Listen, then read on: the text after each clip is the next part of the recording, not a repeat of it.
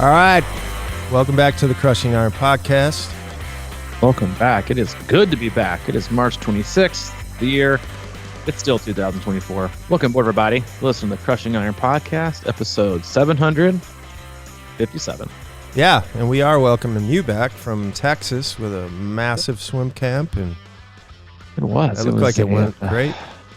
Yeah, I mean, listen, I was fully anticipating to die and wither away in the Texas heat. I don't know. But I'm going to tell you right now, I underpacked. I mean, I'm a pretty light packer anyway, but it was chilly. Oh, was it? And I know I'm not going to be saying that next time I'm down there. But I did. It was beautiful. It rained a ton the first day. We had 2 swim sessions, both done in the rain. We were out there just roughing it. Could have easily canceled both because there was a chance of lightning. And supposed to lightning basically all day the first day. Wednesday night, huge team, camp dinner, perfect weather. You know how it is. You know how I am with hoodies and a t-shirt. Oh yeah, and it's perfection. And then the next day was calling for storms all day. So instead of just caving into the weatherman and the projection, we just said we'll double things up in the morning, and then the afternoon 2 to 4 p.m., which is our next session, and we did the classroom session. Middle of the day, it was all it said was lightning. And I just said, you know what? Fuck it. We're going anyway. What's the worst thing that can happen? Send us home? I don't know. So we went, and nothing happened. It was fantastic. We didn't get light until the last, so it was. And the rest of the weekend was perfect. Had an amazing time. We'll talk about some of the few things that are relatable, I think, to all 3 sports a little bit today. But yes, I will say I joked with a lot of the athletes there. As I mentioned a few times, I've got Ironman Texas next weekend. Got a little bit of training done this last week, not a lot, but I did joke that we did an early morning run in the dark, and then we did like a midday run the one day that it was like a little bit toasty, which was like 74, and it felt like it was 100. That I got probably the full taste of the run course for me. One, I got to feel like I got to feel like what it'll be when I get to run on that course in the heat. Good. And I also got to feel like what it's going to be like to run on the course when it's dark. Nice. So yeah, I got the full gamut. So I got all of it. But no, it was a great camp. It was great to see so many athletes that we coach. It was great to see some of the new coaches rocking it out, and great location. And obviously we had a lot of non C26 athletes come and have a great time. So yeah, it was a good camp, but it's good to be back. Yeah, it looked like a good time. And so that course doesn't have as many turns as the 70.3 in Texas, does it? Oh, the run course? Yeah. I think it has anything. Yeah, I mean the turns on the Texas 70.3 course are. I remember when I did it, like the first year I trained for it was one of the best races I've ever had. You were down there. Mm-hmm. I trained specifically for those turns. You got to, man. It's like running through a labyrinth or something. Yes, I trained like I would stop. Like I remember I was living in Hermitage, and I would be on the Shelby Bottoms Greenway, and I'd run. Instead of just running straight the whole time, I would run, and like every mile or so, I would do like a total 180 turn. I can see you set out cones, like Allie set out cones for you and stuff. No, but I did do it once and like turn my ankle. Yeah. And I was trying to, because the run shoes we got aren't really made for the east-west movement. I needed my old school LA Gear high tops. But yeah, it's got a lot of turns. That course doesn't have as lot. It's got 3 loops, but it'll be bumping and packed down there next month, no doubt. Yeah. Well, I'm sorry I missed it. I do plan to be down there for your Ironman though. Well, I plan to give you your money's worth. I plan to give you your money's worth. And as someone pointed out to me during the run, they said, well, if things go really, really poorly, then you can always, come out on the winning side from a dollar amount and just pick up as many Martin gels as you possibly can on the run course. Because they're like $4 a pop. And so what I'm totally thinking of, if things just go to total hell in a handbasket after lap 1, thinking about throwing on some cargo shorts, thinking about throwing on, like a windbreaker jacket with like the heavy back pocket, and I'm just going to load up. I'm gonna load up with the Martin gels, but yeah, it'll be fun. I'm looking forward to it. I'm excited to do it. But it's good to be back. You were definitely missed. It's not the same doing a camp without you. So it's good to be back here doing the podcast. If it's your first time tuning in, welcome. We appreciate you giving us your time. We know you have quite a lot of options in the triathlon podcast universe and just podcasts in general. We know your time is very valuable, so we appreciate you tuning in today. We cover it all. We do swim, bike, and run specific podcasts. We do race recaps and also a lot of race previews. But for the most part, Mike and I, as coaches, athletes, best friends, we just sit back, relax, have an open, honest discussion about what we're going through in life, not just as human beings, but also as coaches and athletes ourselves. We also talk frequently about what our own athletes are going through. He and I work with a wide range of athletes all across the globe, from beginner level triathletes in the very first 5K or sprint triathlon, all the way up through elite level amateurs trying to get back to world championships and everyone in between from all over the globe. We'll use the feedback loop we have with them and training peaks, emails, text messages, and the like to drive the discussion of the day. We also like to utilize our Facebook group. You can search that, Crushing Iron Group. Answer one simple question. We'll let you right in. Awesome people, fantastic community, solid resource in a sport that is oftentimes way overcomplicated and way too confusing. It is a solid, actionable space to get great information from seasoned veterans that have been around the block and can hopefully help you avoid some of the pitfalls and mistakes we've all made along the way. And we go in there about at least once every 3 to 6 weeks, do a little bit of a Q&A, take the pulse of the community, answer as many questions as we can on the podcast. But that is it. We have no sponsors. We have no ads, but we are steadfast in our agenda, and that is to do our best to keep you happy and healthy in your endurance sports journey. Yeah. And speaking of complicated sport, I think today maybe we're going to try and get in and go back into maybe some of the simpler concepts. And I mean, I think so. Listen, I was obviously at swim camp this last week, as we discussed. We had 50 athletes there.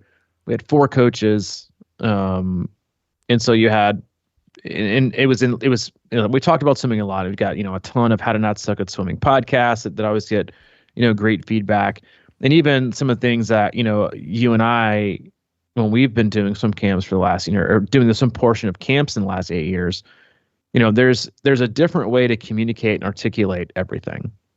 And so when you think about something, and I think swimming is very representative of the technical aspects and the million different things that kind of go on and on and on within the sport as a whole, right? Right.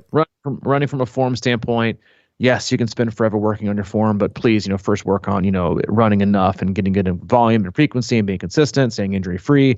Cycling, could it be any easier? Pedal, right? If the fixed, your foot is fixed to a pedal, you spin at 360, right? And everybody's been running, and most people have been running and riding a lot longer than they've been swimming. And then swimming, total opposite. All technique, right? All form. And you look out on the deck of these 48, 50 swimmers split up into 2 groups, and you've got 50 different swim strokes.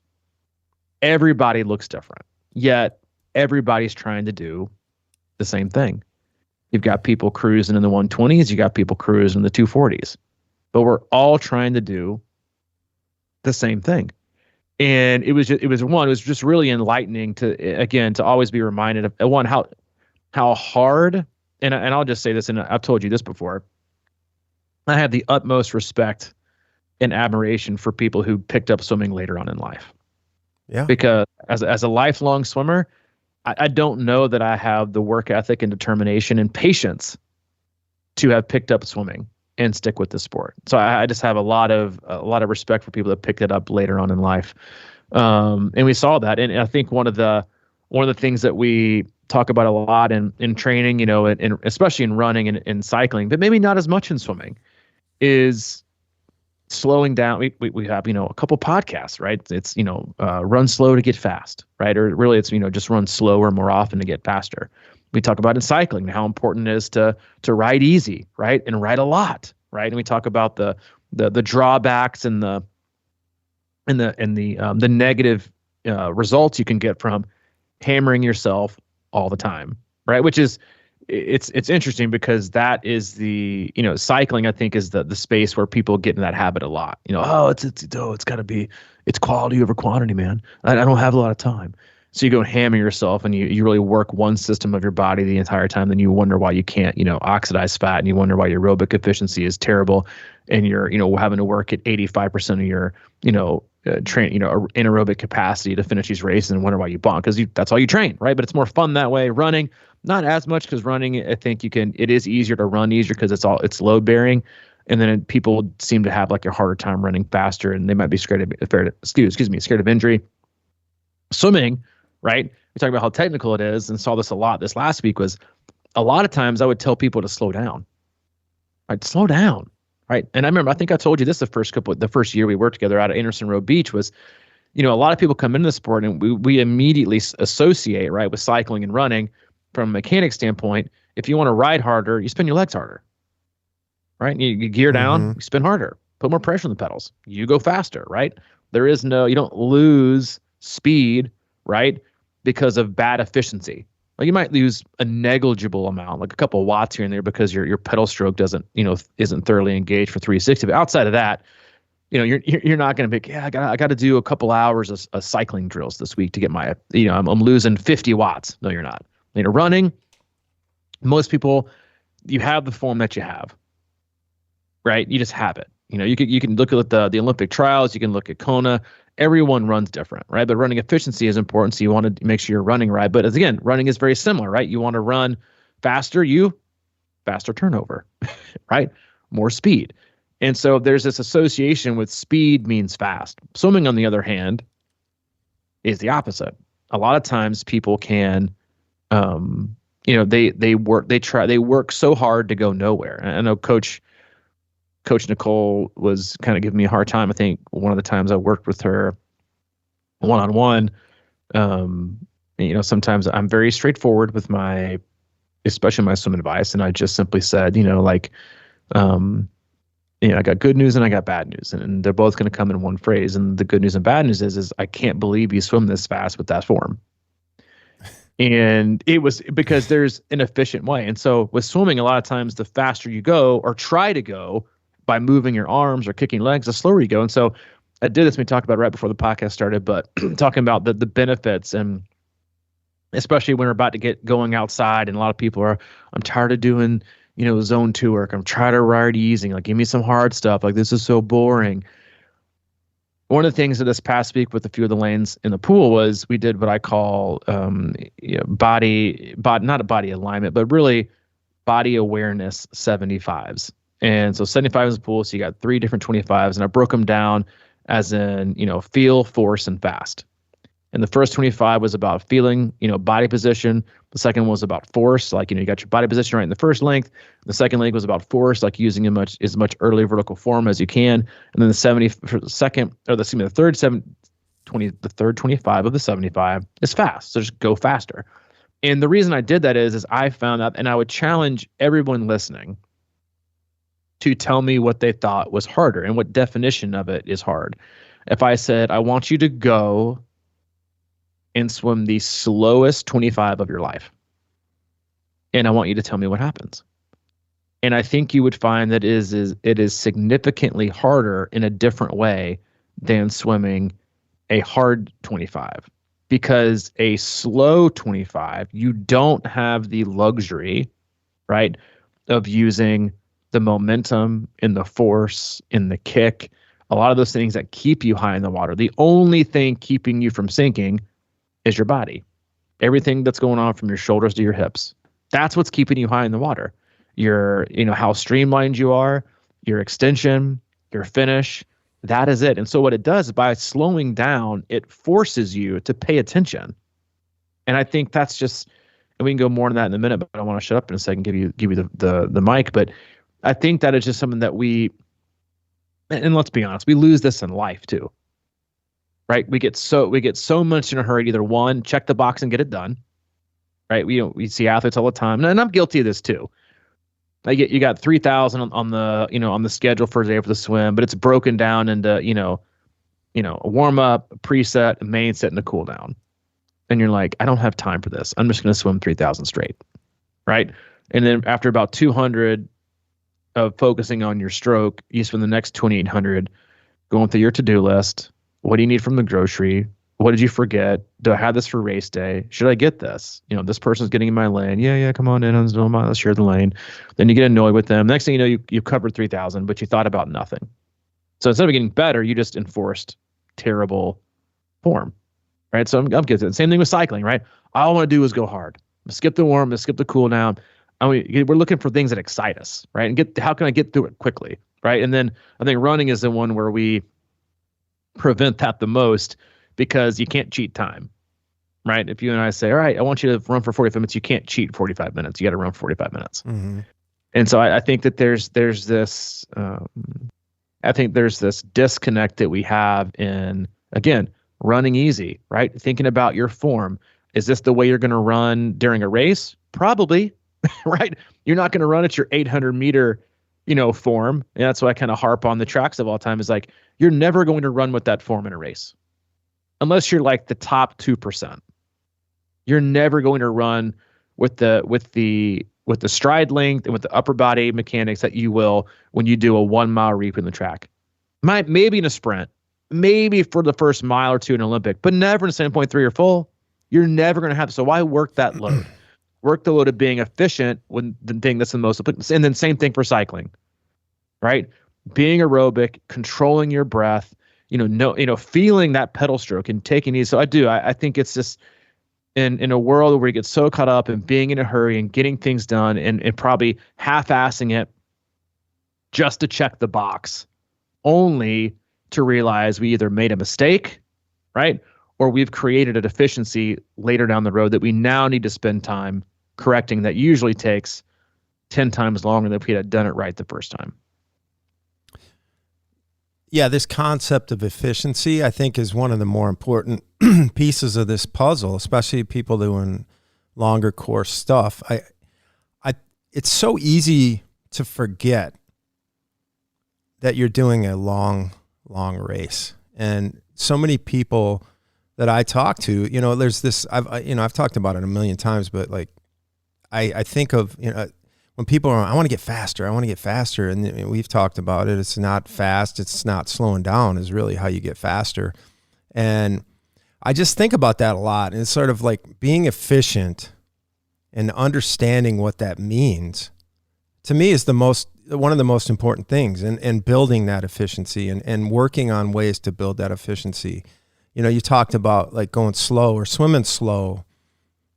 And I swear, maybe not 100, maybe 50 times, like people have told me that, yeah, I got in the pool and I swam my warm up and I was like, those are my like fastest hundreds. And then I'm like, okay, because what you said is so beautiful. And I am the poster child for an adult onset swimmer. I started swimming when I was around 50 years old. And it's the same story that everybody has. That first 25, I was out of gas. I couldn't even do anything. You just panic city.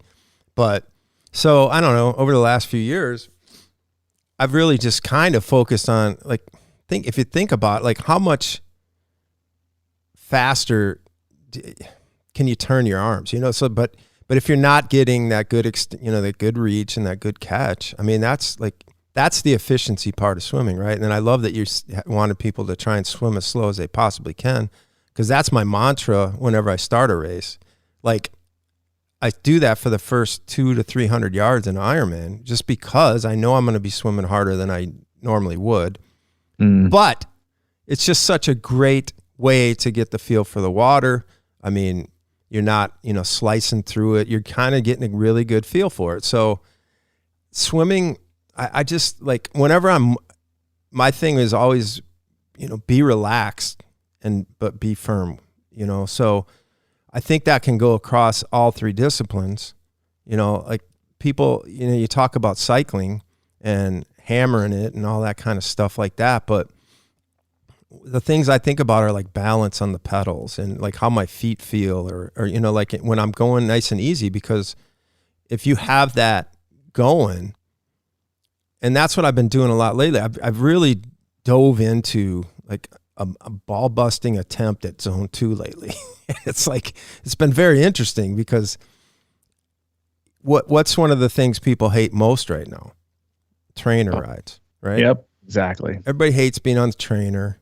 And I'm here to tell you, you got to figure out a way to love it, and you got to feel a way to be engaged with it. And for me, that is, it kind of is thinking about form. I know it's you're clipped in and there's nowhere to go and everything like that, but like just to really kind of think about how can I make this stroke easier and more connected, and that little bit of a weight shift and all these types of things, and just locking into that. Because if you can't do that and you're always looking around and, looking at your phone and all that other shit, I mean, it's a good way to be distracted, but there's really a lot of power in really, kind of committing to what you're actually doing and working on that efficiency and really kind of, because there's a million different pressures you can put on a pedal stroke, for example. Like how much are you pulling up? How much are you pushing down? I mean, what about the momentum of the stroke and things like that? Are you taking advantage of pushing down on the left while you're pulling on the right? And I can't put that into numbers, but I do know that I like to explore it and figure out how to get that stroke as efficient as possible. And I obviously there's ways to, I think that, going back and forth with different gears and different intensities and things like that are a good way. So like I'll do that occasionally too, even in a zone 2 ride. I'll just kind of mix it up and just pick it up and just for 30 seconds or a minute and just kind of feel it, and just make it more of a quest to really like love zone 2. And I just think there's so much power in that concept, because it's immediately, zone 2, boring. Mm-hmm. That's what people do. But how do you make it not boring? Because that is what wins your race. You know what I mean? It's like you're not going if you're going zone 3 or 4 in an Ironman, you're screwing yourself, So how do you really get good at being efficient and steady throughout the race? And I don't think you do unless you really work at it. Because it's about control. Right. And to me, it's about self-control. You said there are two things there that I'm trying to remember, make sure I hit both of them that hit me good. Was one, about the athletes that say that they warm up faster, or excuse me, their warm up is faster than when they go hard. And we talk about that, a lot, as in, it's, moving your arms and your body faster doesn't necessarily mean speed. No. And even if it's the same thing with running.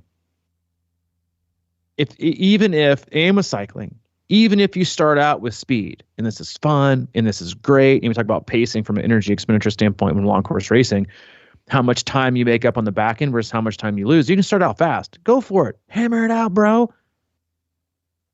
And then see how much you fade and see all the steady eddies that climb to go back in front of you. Mm-hmm. So you use up all your, right? Because it's about self-control and it's about efficiency. And you can go fast and you can go hard. We can all do that.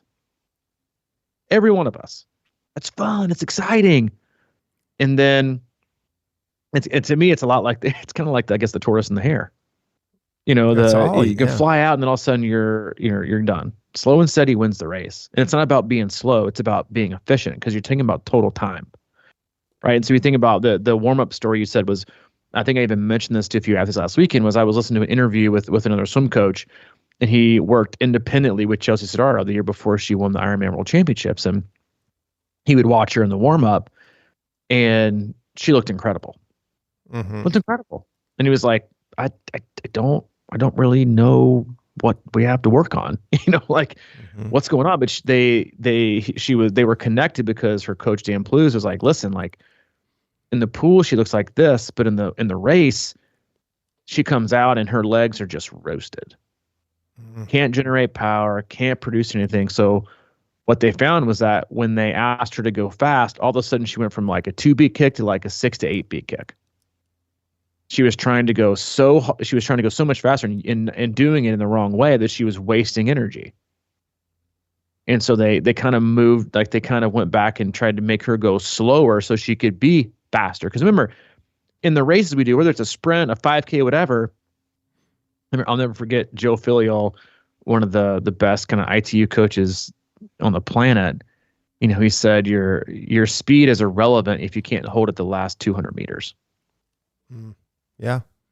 And And that's for ITU racing, right? Where they're doing a 5K, 10K, not fulls and halves. And so that one hit me. And then when you said, I try to be relaxed but firm. And that is probably one of the best ways to think about swimming too. Relaxed in the water, but firm with your body, right? Being high in the water and firm with my hands and my forearms, right? Yeah. Getting a lot of force, getting a lot of pressure. That doesn't mean tense either.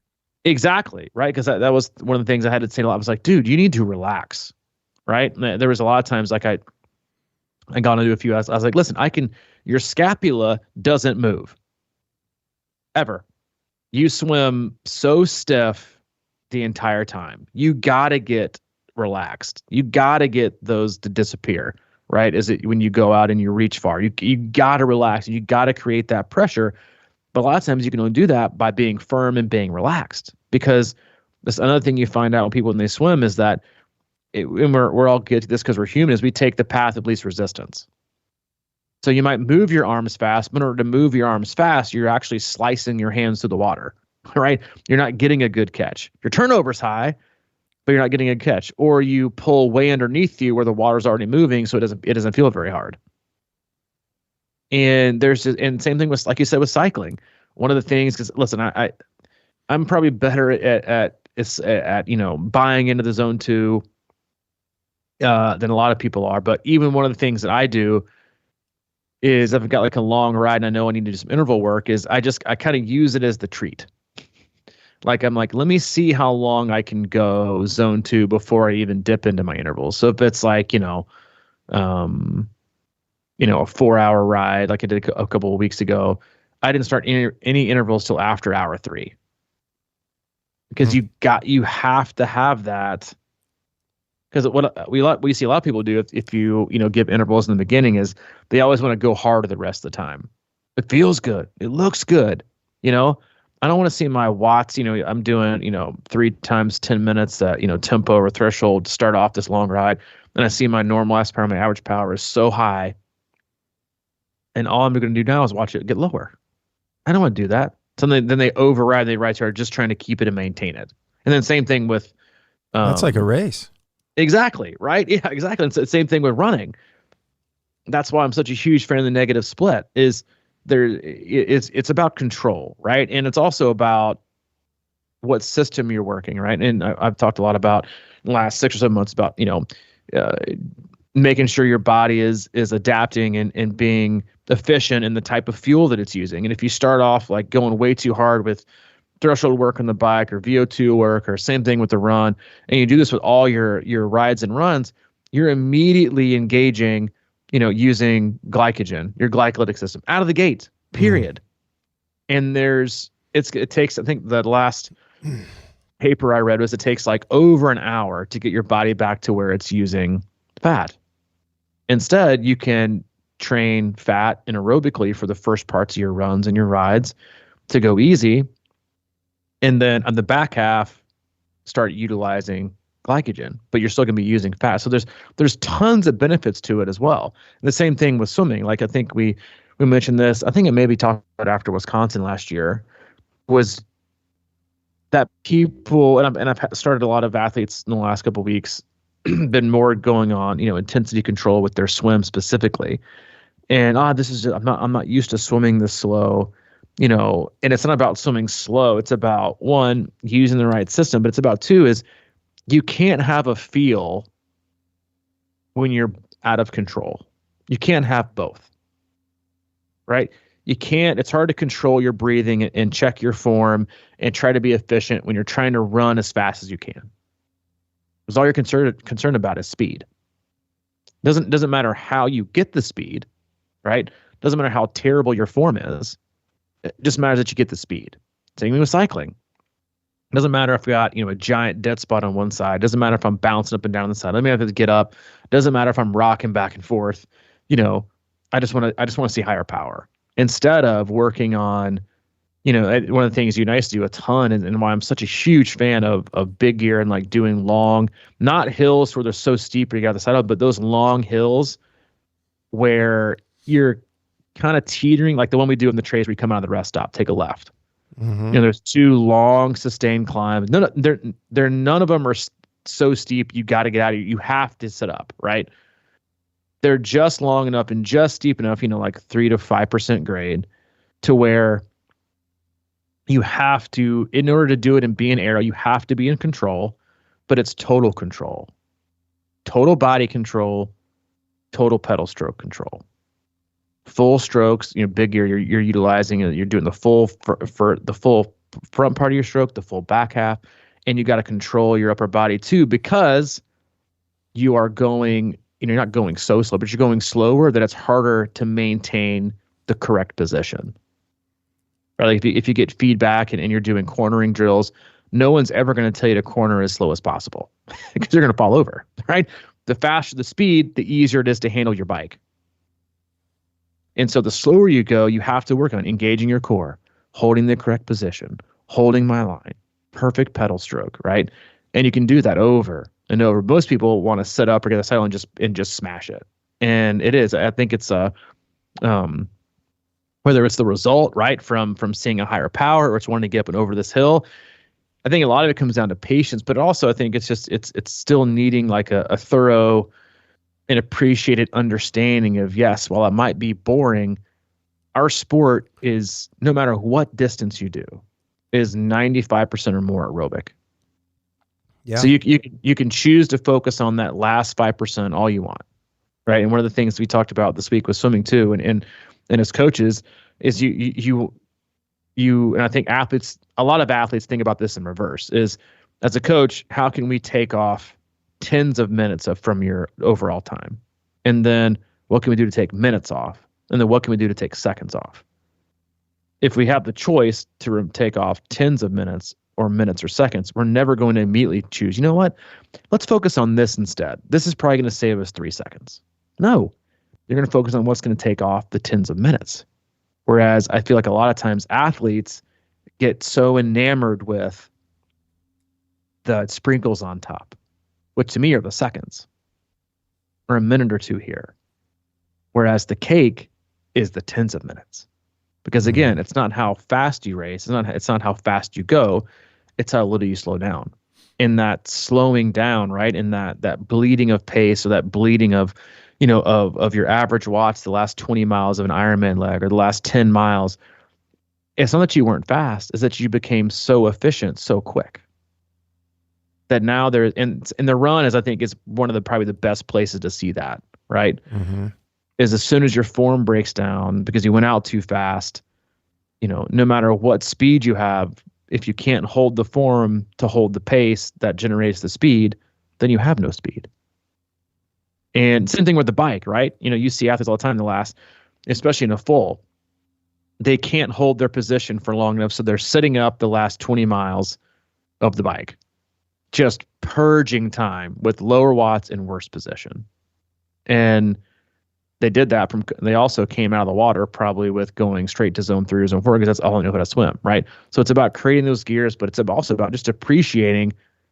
And we haven't even talked about the massive health benefits of aerobic conditioning, which are just like, there's endless amounts of information and research papers out there that focus on just the enormous amount of benefits of aerobic conditioning.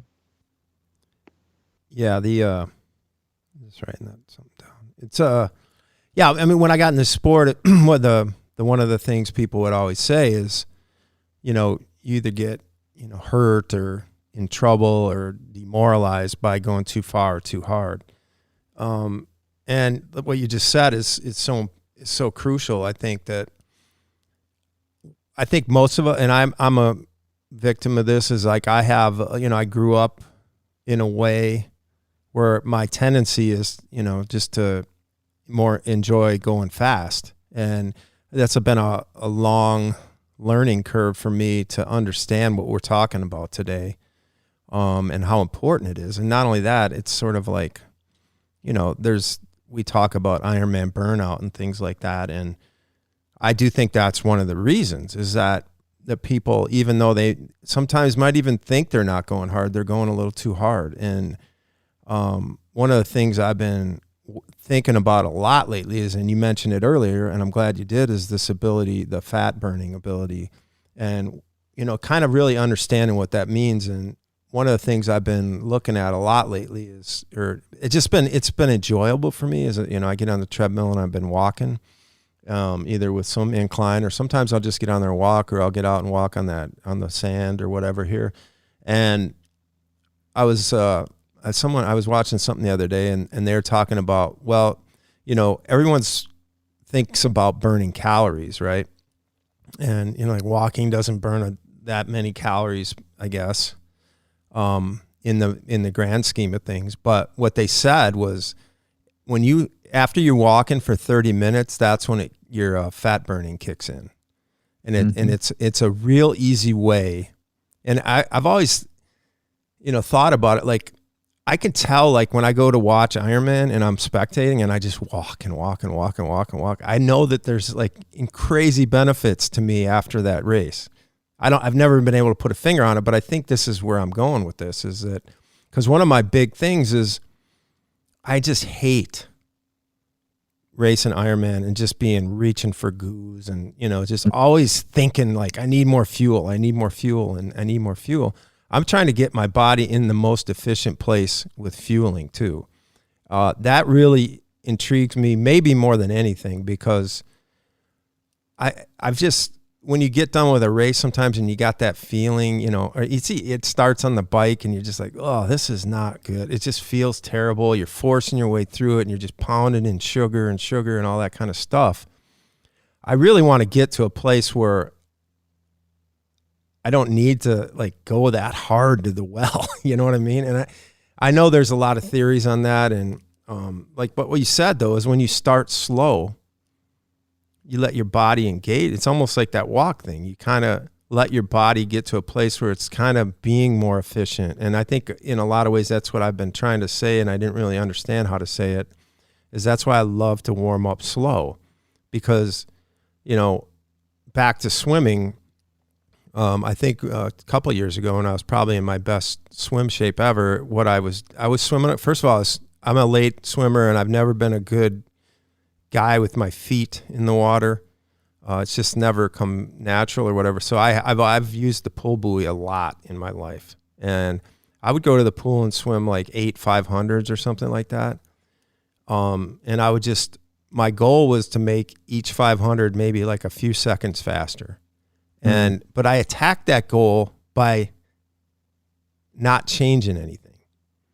In other words, letting my body just do it naturally. So I didn't really try to swim faster, but I would just let my body warm in more and just let it unfold. And it's so wild when you kind of swim a lot, you can start to feel that a little bit. You know what I mean? I know you can probably forecast whether or not a 500 was faster or not based on just how you're swimming. I sort of had that feeling, but it wasn't by going hard. It was just by kind of getting more and more into the flow naturally, if that makes sense. No, I mean, all of it makes sense. And I think they try to hit all the things that I should have taken notes while you were talking that highlighted for me, but to work my way backwards, the swim thing that's it. I even, on the drill I mentioned before about the feel, the force, the fast, when I demoed it for the lanes I was working with, I said to them, I said, did you see much of a difference in my stroke count? No. So from the slowest one possible to the fastest one possible, there was not a dramatic change in my stroke. There was just more purpose going on underwater in a different focus. And so I do think that you can have that, again, starting off and feeling the water. It's just what you choose to do with your time. And I think we all get, again, it's like, how quickly can we do something?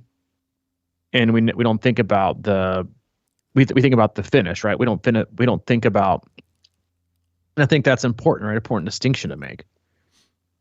Instead of thinking about your workouts in a how quickly can I finish frame, think about the final product. Not the final product on that day, but your final product on race day. Is swimming, an uninterrupted 3,000 every single time because I don't want to do the main set. Is that going to produce a better final product? No. Is starting off on my runs too fast and then bonking at the end, is that going to create a good final product? No. is trying to hammer out every single cycling session ever, no matter what, because it's just fun. Is that going to produce the best final product? No. It might feel good in the moment, but will it produce the best final product? The answer is no. And then going back to what you said before about, I don't want to do these fulls and feel like, I've got to reach for everything. I've got to just reach for every gel and every, Chips Ahoy cookie they have. And because and to me, like that, what you said there is the exact same thing as what you talk about when you say, we all say, but you talk about, diving in from the trunk cookies. Mm-hmm. What happens when you want to dive in for something sweet is you've either done one of two things. You've either under-eaten, right, under-fueled, or you overate the wrong stuff. And it's just in your system. And all you want is trash. Yep. If you're eating healthy and you've eaten enough, right, in the right amount, you don't have these spikes, right? Or the third piece, you don't go out and overrun and overspeed and get way in the well when the only thing that you want is sugar, right? Sugar isn't bad, to a degree. And so when you think about that, how you live your life and how we feel in our diet and the things we choose to eat or not eat. And, I've never entered I've never done like a 3-hour easy ride. I've been like, man, that's all aerobic. Like, man, I've got to crush a whole sleeve of Oreos. Mm. Yeah. If I do an hour and a half, hour and 45 hard bike ride, all I want is sugar, dude. All I want, right, is something, to take the edge off, right? Or if I've gotten too hot, too salty, right? I want something salty. Same thing, right? Sugar, salt, all those things. It's about a deficit. And I think if you train the right way, right, and you are using the correct system most of the time, one, you'll train your body to utilize those stores in that system, and you won't rely so heavily on trying to, fill those voids with all the crap that which more than likely is going to slow you down, right? It's going to make you feel like crap. I've rarely ever met a person who said, yeah, I had to start taking like a gel every half mile. I was just so that made me feel so good. No, it's like you're topping off the wrong tank, right? It's like you're pulling up to the gas station and you're putting nothing but water in your tank. It'll make you feel full, but it's not going to speed you up. And so I do think I haven't thought about that way before until you said it like that. But I think that is very much the same thing, right? And training your body to use fat isn't saying that carbs and sugar are bad, because they're not. But the goal is to stay topped off for as long as possible. The goal isn't to never top it off. Nor is the goal to let's see how much I can deplete myself. To me, it's very, very similar. The sugar and the carbs in the approach to fueling on the bike and the run is very, very similar to the approach to staying cool. You want to get ahead of the heat and stay as cool as you can for as long as you can. Because eventually you're going to get hot to the point of no return. Because it's about delaying getting hot, not having to triage how hot you are, right? Because once you get too hot, it's over. Yeah. Same thing goes with fueling, right? And being aerobic and training these right ways.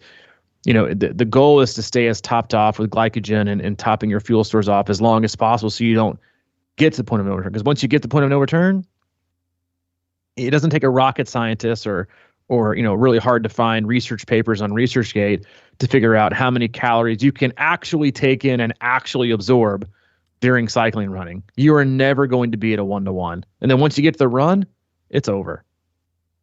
If you're behind, it's over. Unless you want to walk, it's over. And so, yeah, I mean, I think, so again, how you fuel during the day and get those feelings and those impulses and the response we have, really, to me, is it's very much the same thing. It's just one's in life and one's in sport. Yeah. It's interesting, man. A little story about, because I've been trying to find, like I said, some serious love for zone 1 and zone 2. So a lot of times, like the other day, I got up and I just walked on the treadmill for like 30 minutes just to kind of, put some music on and just kind of zoned into the walk. And then I decided to go for a run out on this beach here on the sand. And I wasn't running on the super soft, but like just the edge. And but anyway, it's about a 5-mile run, and like I said, I've just been trying to get that fat thing engaged, and so I took some water, but I did a 1 minute walk, 1 minute run all the way around 5 miles, and about halfway through, I started getting this like I don't know, maybe it was like a hypoglycemic thing, that feeling like something's a little off. And instead of like reaching for something or trying to push through it, I just like decided to walk for like a few minutes, and then I kind of eased back in, and it kind of went away. So it's like these little things that happen, and not overreacting, but kind of just pulling back to baseline a little bit. But the point of the whole thing was I felt really good when I got done, for one. And I know that people are going to say, well, you got to be able to run a long way. And I agree, but I'm trying to put like mileage on my legs and, time on my feet. And it just felt really good. And frankly, this is the catch, is like about 4 miles into that, I started feeling really good. And I got to this place where I'm like, I bet I could run for another hour right now. I bet I could just start running right now and go for an hour, but I didn't. But it made me think of the beginning of Ironman races. And because my pace wasn't like that far off than what I've been doing the last few, And I'm like, well, what if I could just let my body have the patience, whether it's swim, bike, or run, to get to this point and then be like, oh, okay, now the systems are like checking out. Everything feels good, and the body knows what's going on. And then just see what happens, rather than I got a time, I got a hit, and if I don't start averaging this right now, I'm screwed. And it was just, it's just interesting to me, man. Like the warming up and letting I don't know. No, your experience was like, this is one of the things I didn't mention before, is that two things. One is, there is a ton of research out there that supports walking warm-ups. Yeah. One, it lets you just kind of, get your body a little bit loose. Again, most people won't do it or refuse to do it because I don't have that kind of time. I just want, or can I hit my lap button or make it a different workout because it shows my pace is too slow, right? But one, it gets you, but number two, it engages and starts to really get cooking that fat oxidation. Yeah, you're never going to burn glycogen, walking. Total fat. And so what you do is you, one, loosen up. Two, you start burning the right kind of calories, right? It's all about we'll say it many times. It's all about energy expenditure. In order to, use the energy comes from calories, and then you spend it. And so what you did, without knowing or without just kind of like in your gut, as a trial, you went out and you engaged, right, by walking and immediately initiating fat oxidation. So using your body's fuel. So tapping into calories, right? And then those calories turn into energy, and then we get to spend it. And so even when you were running, you're probably running at a rate that was still burning fat. Or even if you weren't running long enough to where any lactate started to produce to where you had to use you had to use glycogen to help dissipate the lactate. So again, going back to like what your gut was telling you, you did it all the exact way you did. And so there's no shock that when you got done, it was like, you felt like your legs probably feel like you hadn't done much, they probably felt something, but it's not shocking if you like you hit this again, and breaking it down as simply as I can. It's like calories equals energy, and then you choose how to spend that energy. Well, when you go out that slow, you feel so efficient after an hour. You're like, I could easily go another hour, because of how you chose to spend the energy, not just how you chose to spend it, right? You chose to spend that energy in a very drawn out, steady approach, right? But it's also where you got the energy from, where you got the calories from, an almost endless resource for most of us from fat. So that was the epitome of efficiency. But when you think about how quickly a lot of times we go out and we choose and we make bad decisions, or we overrun, or we run too fast, right? We immediately start to spend way more calories than we have available. We don't have, especially early in the morning, right? You come out, your body's dehydrated. You haven't had any food in 12 hours, and you go out and do a run, and you want to do intervals, and you want to immediately tap in your glycogen stores, and all of a sudden you're done after 20 minutes. You overspent on a limited amount of calories, so you weren't able to use as much. You weren't able to get as many calories as you needed to for that energy in order to spend it the way you wanted to spend it. So you're just a bad spender. And that is like the what is so true in races and in long rides and long runs is thinking about it that way. And what am I choosing to spend? It's like you could look at it two ways, like from a visual. It's like you can go out for your long run and think, all right, well, those like little old school, like little circular penny coin pouches where you had like the one slit, like that's small, that amount of cash, right? There's your glycogen for the day. Or, you've got the movie briefcase stacked with dollar bills. That's your fat. So you can, and the thing is that most people want to take that little penny pouch and they want to go spend like they got, $5 million. And then they wonder why they're like done in 2 seconds. And then you got the other ones that, this can go a long way. And there's just, again, like it's not just about, I'm not making this about calories. I'm making this about where you're choosing to spend it based on the energy that you're asking your body to do, because that ultimately dictates where it pulls the calories from. And then that equates to the speed that you get or the lack of speed that you get. So again, we talked about beginning the podcast, right? Zone 2 work and aerobic and being, it's not hurry slowly. It's not about how fast you go. It's about how little you slow down. Like when you reach the point to where you've burned through all the calories you can burn through glycogen, that's going to give you energy to then force the speed. Once you've gone through all of that, you don't have the energy to maintain the speed or to maintain the form. And so the speed or the velocity degradation you get from that is tremendous compared to having an approach where, whether it's walk, run, whether it's start slow, no matter what it is, start and control, however you want to frame it, use it, spend it, you're already doing it in a more efficient manner. And so again, like what you said right there, is right on point with how you felt and how you approached it. And like you said, you were just using water. And when you got done with it, I bet you weren't craving like 2 sleeves of Oreos. You probably felt better. You felt efficient. You may have felt, a lot of times when I nail a run just on water and pace it perfectly, I don't feel lighter from like a weight standpoint. I think this feeling of efficiency makes me feel like lighter on my feet. And I don't know if that makes any sense, but that's the kind of feeling I get when I nail one of those runs from a fueling and a pacing and an energy standpoint.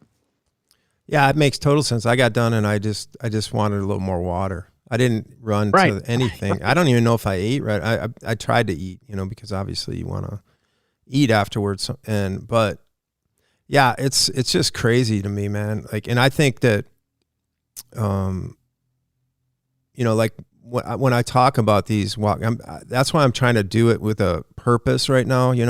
I think in the past I've talked about walk, run, and it's just because I've kind of undertrained myself and it was going to be the methodology to get me through shit. But for now, I'm really doing it in a way like, that was an hour and a half feet time, right? Maybe total running time of only 30 minutes or so, but that's what I tell people. Sometimes you're going to walk around, just kind of extend it out a little bit, get a little more time on your feet, like you work on your efficiency and fat burning or whatever, and get some good workout, man. Like, I didn't feel like it was not a good workout. I felt great. And it's back to the thing of like, exercise should give you energy, not take it away.